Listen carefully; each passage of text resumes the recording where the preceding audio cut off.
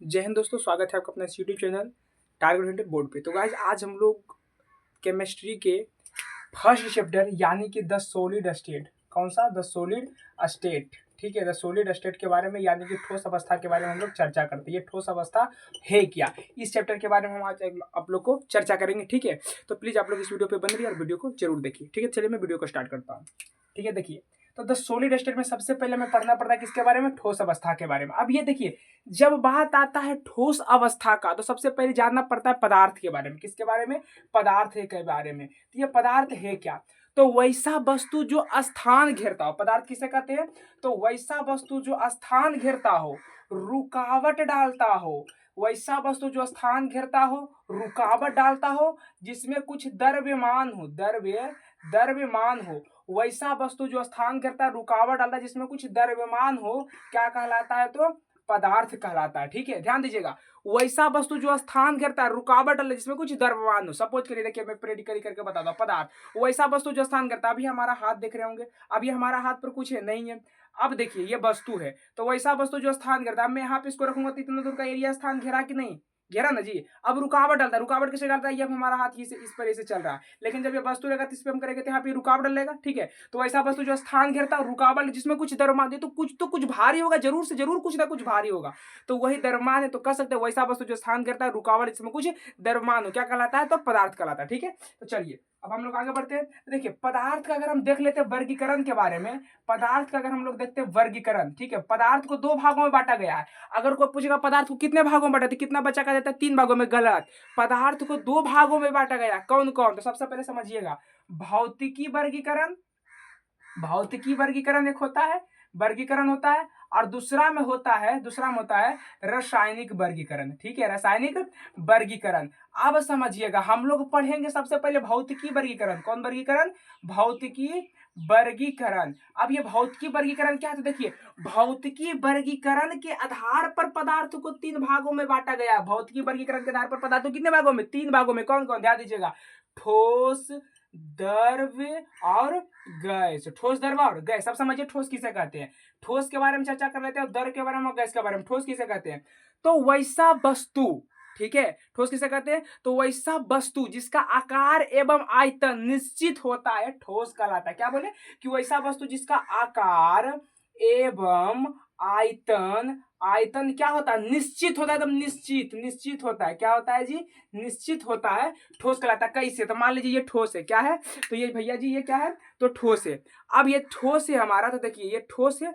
अब इसका आकार भी निश्चित है। क्या हम इसको तोड़ेंगे तो फिर इसका आकार बिगड़ जाएगा? तो ये मार्कर पेन के जैसा इसका आकार निश्चित है, और आयतन भी इसका निश्चित है कि भैया 2 ग्राम के तो 2 ग्राम का होगा। तो क्या कह सकते हैं? कि वैसा वस्तु या फिर पदार्थ भी कह सकते हैं। ठीक है, तो वैसा पदार्थ जिसका आकार एवं आयतन दोनों क्या होता है? निश्चित। आकार मतलब समझ रहे हैं, इसका ये ढांचा है, और आयतन मतलब इसमें कुछ वजन होगा। ठीक है, दोनों निश्चित होता है। अब आते हैं द्रव। तो वैसा पदार्थ जिसका आकार अनिश्चित, आकार क्या होता है? अनिश्चित होता है, एवं क्या होता है? आयतन, आयतन क्या होता है? तो निश्चित होता है। आप समझिए, 1 मिनट, निश्चित होता है। वैसा पदार्थ जिसका जो आकार है ना, निश्चित एवं आयतन निश्चित होता है। अब रुकिए, मैं इसको प्रैक्टिकली करके दिखाता हूँ। 1 मिनट वेट। चलिए, हाँ, तो हम लोग क्या देख रहे थे? द्रव के बारे में। तो द्रव के बारे में हम लोग क्या बता रहे थे? कि वैसा पदार्थ जिसका आकार अनिश्चित, मतलब आकार अनिश्चित रहता है एवं आयतन निश्चित रहता है। देखिए, आकार मतलब होता है उसका कोई ढांचा फिक्स नहीं, लेकिन आयतन निश्चित रहता है। जैसे कि आपको देखिए, सपोज कर दिए कि आपको मैं दिखा रहा हूं, ये हमारे पास क्या है? तो ये आधा ग्लास पानी है। आधा ग्लास पानी है, मतलब आधा भरा हुआ पानी है। ठीक है, ये आधा ग्लास पानी, ध्यान दीजिए, बड़े से देख लीजिएगा। आधा ग्लास क्या है? तो पानी है। अब इस पानी का आकार, अभी इस पानी का आकार किसके जैसा है? तो ये ग्लास के जैसा है। किसके जैसा है? ग्लास के जैसा ही। लेकिन अगर इसमें मैं बोल दूं कि ये 200 ग्राम पानी है, तो इसमें 200 ग्राम पानी है, मैं जानता हूं, लेकिन इसका आकार कैसा है? तो ये ग्लास के जैसा है। किसके जैसा है? ग्लास के जैसा। अब आपको दिखा रहा हूं। अब इस पानी को मैंने डाल दिया इस कटोरी में। ठीक है, इस कटोरी में। अब पानी क्या बढ़ा? पानी क्या बढ़ा? 500 ग्राम हुआ पानी? नहीं, 500 ग्राम पानी नहीं हुआ, लेकिन पानी कितना ग्राम हुआ? तो 200 ग्राम है। लेकिन अब आकार किसका ले लिया? तो कटोरी का आकार ले लिया। पानी किसका आकार ले लिया? कटोरी का। लेकिन अगर मैं पानी को इसमें डाल दूंगा तो पानी किसका आकार ले लेगा? ग्लास का। ठीक है, पानी किसका आकार ले लिया? ग्लास का। और इसका आयतन तो फिक्स रहेगा, लेकिन आकार क्या हो गया? इसका चेंज हो गया। और जब मैं पानी इसमें डाल दूंगा तो किसका आकार का हो जाएगा? कटोरी का आकार का। ठीक है, तो पानी फिक्स है। ठीक है, पानी का जो आकार है वो फिक्स है, लेकिन लेकिन सिर्फ आयतन इसमें क्या हो जाता है, तो चेंज हो जाता है। ठीक है, तो यही बोला गया कि इसका आकार क्या होता है, अनिश्चित होता है। आकार जो है ना इसका अनिश्चित, मतलब किसी का भी वो रूप ले सकता है। अभी बता देते कटोरी ग्लास का, लेकिन आयतन तो निश्चित रहेगा। अब गैस की बात कर लेते हैं, तो गैस क्या, जो आकार एवं आयतन, आकार एवं आयतन दोनों, आकार एवं आयतन, सॉरी, आकार एवं आयतन दोनों क्या होता है, तो अनिश्चित होता है। क्या होता है, अनिश्चित। सपोज करिए कि अभी हमारे पास ना गुब्बारा नहीं, तो उसका भी प्रैक्टिकली कर देते हैं। देखिए, गुब्बारा में जब हवा भरते हैं, ठीक है, जब हवा भरते हैं तो ना तो उसका आकार निश्चित है ना तो आयतन। अब गुब्बारा में भरते, देखो, अच्छा इस अभी जगह हवा, यहाँ पे भी हवा, लेकिन आकार और आयतन इसका सच में तो निश्चित नहीं होता है। इसका आकार भी ना निश्चित होता है, ना ही तो आयतन निश्चित होता है। तो ये हमारा ठोस, द्रव, गैस का एग्जाम्पल हो गया। ठीक है, और परिभाषा और ये हो गया। अच्छा, इसका एग्जाम्पल भैया, तो ठोस, देखिए ठोस का एग्जाम्पल वैसा पता जिसका कार्य में आता, तो लिख लीजिए यहाँ पे, टेबल हो जाएगा, कुर्सी हो जाएगा, बोर्ड हो जाएगा, कलम हो जाएगा, इत्यादि हो जाएगा। अगर हम द्रव की बात करते हैं तो तब पानी हो जाएगा, दूध हो जाएगा, इत्यादि हो जाएगा। गैस की बात करते हैं तो गैस में क्या हो जाएगा, हवा हो जाएगा, CO2 हो जाएगा, और उसके बाद O2 हो जाएगा, ऑक्सीजन होगा, ETC। ठीक है, तो इत्यादि सब इसके परिभाषा और एग्जाम्पल हो गए। ठीक है, अब हम लोग आगे बढ़ते चलते हैं नेक्स्ट स्लाइड पे। ओके, चलिए, तो देखिए, अब यहाँ पे हम लोग पढ़े क्या, ठोस के बारे में भी पढ़े थे। क्या पढ़े थे कि ठोस का आकार एवं आयतन दोनों क्या होता है, निश्चित होता है। बस, अब कहा जाता है कि बिहार बोर्ड में एकदम VVI क्वेश्चन, इसको आप ध्यान में रखिएगा कि भैया ये ठोस का अभिलाक्षणिक गुण क्या होता है, अभिलाक्षणिक गुण। अभिलाक्षणिक गुण मतलब क्या होता है, अभिलाक्षणिक मतलब क्या होता है, अभिलाक्षणिक मतलब होता है कि उसका जो पूरा आंतरिक गुण, अभिलाक्षणिक मतलब क्या होता है, उसका आंतरिक गुण। ठीक है, चलिए, तो ये ठोस का अभिलाक्षणिक गुण क्या है। जैसे कि आप लोग देखते हैं ना, लड़का लड़की जब देखने जाता है तो लड़का बस पूछता है कि अगर गुण उन सब ठीक ठाक है ना, चोर उर नहीं ना भाई, मतलब बढ़िया आदमी है ना भाई, उसका विचार उचार जो बढ़िया है, तो बोलते नहीं जी एकदम पूरा एकदम होनहार बालक है, कि एकदम कुछ दारू उरू कुछ नहीं पियो, एकदम बेचारा होनहार एकदम सीधा आदमी है, एकदम ब्याह करा लो, एकदम बेटिया तो खुश रहते, एकदम बढ़िया रहते, ठीक ने। तो उसका जो गुण के बारे में बात करता है, वही हम यहाँ पे देखेंगे, ठोस का अभिलाक्षणिक गुण। अब आप लोग पूछेगा कि सर बताओ तो कि ठोस के गुण सब सही है ना, तो बोलेंगे देखिए कि यहाँ पे किसका क्या क्या गुण है, तो इसका हम 6 गुण बताएंगे। 6 गुण कौन कौन पूछिए, लेकिन अगर 2 नंबर में पूछेगा तो 4 लिखना है, और 5 नंबर में पूछेगा तो 6 लिखना पड़ता है। चलिए ध्यान दीजिए, ठोस का अभिलाक्षणिक गुण कौन कौन होता है। सबसे पहला कि ठोस का आकार एवं आयतन, ठोस का आकार एवं आयतन क्या होता है, अभी बताए थे, क्या होता है, निश्चित होता है। क्या होता है जी, निश्चित होता है। ठोस का आकार एवं आयतन निश्चित होता है। समझ में आया ना कि ठोस का आकार एवं आयतन क्या होता है, निश्चित होता है। चलिए, अब हम लोग आगे बढ़ते हैं।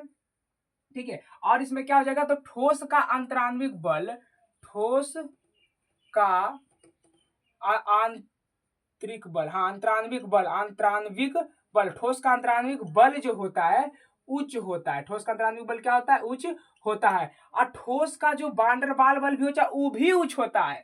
ठोस का वांडर वाल बल भी उच्च होता है। आए, 3 गो तो हो गया। चौथा में देखिए, ठोस का अंतराण्विक बल उच्च होता है, ठोस का वांडर बल भी उच्च होता है। अब ठोस का अंतराण्विक स्थान निम्न होता है। ठोस का अंतराण्विक स्थान निम्न होता है।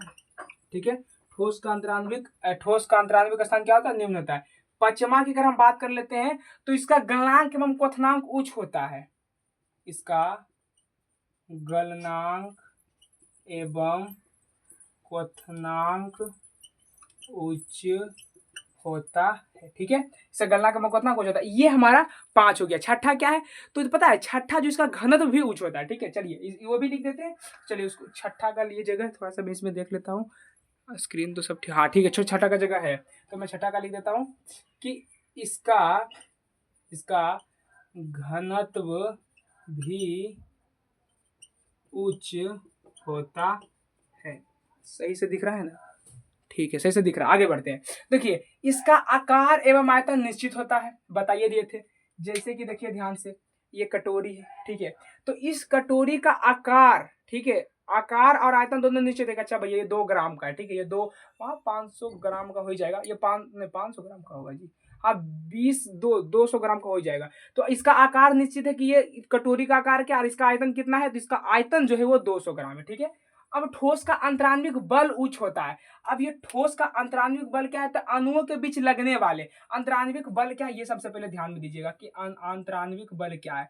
तो कहा जाता है कि अणुओं के बीच लगने वाले आकर्षण एवं विकर्षण बल को, अणुओं के बीच लगने वाले आकर्षण एवं विकर्षण बल को अंतराण्विक बल कहते हैं। अंतराण्विक बल, अणु जो रहता है ना, अणुओं के बीच लगने वाले आकर्षण और विकर्षण बल को, यानी प्लस माइनस, तो आकर्षण एवं विकर्षण बल को क्या कहते हैं, अणुओं के बीच लगने वाले आकर्षण एवं विकर्षण बल को हम लोग क्या कहते हैं, तो वो कहते हैं हम लोग अंतराण्विक बल कहते हैं। अणुओं के बीच लगने वाले आकर्षण एवं विकर्षण बल को अंतराण्विक बल कहते हैं। और ये वान डेर वाल बल क्या है, तो अणुओं के बीच लगने वाले सिर्फ व सिर्फ आकर्षण बल को वान डेर वाल बल कहा जाता है। वान डेर वाल बल, अगर आपसे पूछा कि अणुओं के बीच लगने वाले आकर्षण एवं विकर्षण बल को क्या कहते हैं, तो आप लोग कहिएगा कि अंतराण्विक बल। अगर पूछेगा कि अणुओं के बीच लगने वाले सिर्फ आकर्षण बल को क्या कहते हैं, तो क्या कहिएगा, वान डेर वाल बल। ठीक है, अब कहा इसका अंतराण्विक स्थान निम्न होता है। देखिए, अणुओं के बीच खाली स्थान को अंतराण्विक स्थान कहा जाता है। अणु जो रहता है ना, अणुओं के बीच खाली स्थान को अंतराण्विक स्थान, जैसे कि देखिए कटोरी जब बनाए ने, तो जब ये कटोरी बनता है तो इसमें जो अंतराण्विक स्थान होते हैं ये बहुत निम्न होते हैं, मतलब बहुत कम मात्रा में इसके स्थान छोड़ा जाता है। ठीक है, तो अणुओं के बीच जो अंतराण्विक स्थान होते हैं वो क्या होते हैं, तो निम्न, मतलब बहुत छोटा होता है। ठीक है, वो हो गया। इसका गलनांक एवं क्वथनांक उच्च होता है। अब आपको बता देते हैं, अगर इसको गलाया जाएगा तो जल्दी पहले तो गलबे नहीं करेगा। ठीक है, लेकिन अधिकतर तो जैसे कि प्लास्टिक हो गया, वो सब हो गया, तो वो सब गल सकता है। ठीक है, तो जब प्लास्टिक गलेगा तो उसका गलनांक क्या हो जाएगा, ऊंचे ना होगा जी। जब उसको बहुत ताप पर गर्म करेंगे तब वो गलेगा, उसका क्वथनांक, तो क्वथनांक उसको बहुत मतलब कम बार ठंडा करेंगे तब वो क्वथनांक उसका होगा। आगे बढ़ता है, इसका घनत्व भी उच्च होता है, इसका घनत्व भी उच्च होता है। तो यही हमारा 1 2 3 4 5 6 गोरा, कौन को 6 गोरा, एक बार फिर से रिपीट करिए। तो ठोस का पहले आकार एवं मात्रा दोनों क्या होता है, निश्चित होता है। उसके बाद हम लोग क्या बताते हैं कि ठोस का जो अंतराण्विक बल होता है वो भी उच्च होता है, ठोस का जो वान डेर वाल बल भी होता है वो भी उच्च होता है। और लेकिन ठोस में अंतराण्विक स्थान निम्न होते हैं और इनका गलनांक एवं क्वथनांक क्या होता है, उच्च होता है, और इसका घनत्व भी उच्च होता है। तो ये हमारे छोटे टॉपिक हो गए, और यहाँ पे हमारा क्या हुआ, ठोस का जो मतलब ठोस के बारे में जितना भी था वो खत्म हुआ। अब इसके बारे में इस चैप्टर का ओरिजिनल टॉपिक अब स्टार्ट होगा, क्रिस्टलीय ठोस एवं अक्रिस्टलीय ठोस, तो वो मैं बताऊंगा नेक्स्ट वीडियो में। और ये वीडियो कैसा लगा आप लोग जरूर कमेंट करके बताइएगा। ठीक है, तब मिलते हैं आप लोग से अगले वीडियो में, और इस वीडियो को जरूर से जरूर लाइक शेयर और चैनल को सब्सक्राइब करिएगा। जय भारत, जय हिंद, धन्यवाद।